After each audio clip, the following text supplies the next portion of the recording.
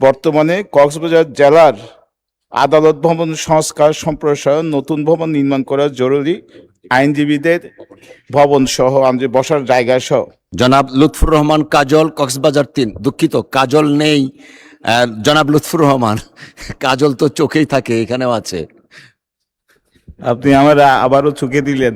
ধন্যবাদ মাননীয় স্পিকার।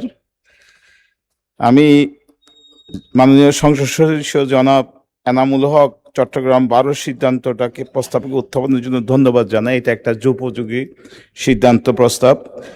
আপনি জানেন যে আমাদের কক্সবাজার জেলায় আইনজীবীদের বসার জায়গা নাই, আদালত ছোট, এখানে মাদক মামলা, মানব পাচার মামলা, অনেক ধরনের মামলা, অন্য যে কোনো জেলার থেকে মামলার সংখ্যা বেশি।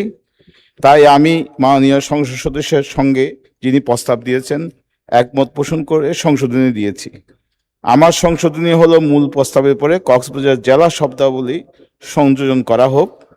বর্তমানে কক্সবাজার জেলার আদালত ভবন সংস্কার সম্প্রসারণ নতুন ভবন নির্মাণ করা জরুরি।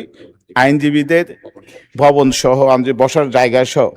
বিচার কার্যের সঙ্গে জড়িতদের অনেক সমস্যা হচ্ছে।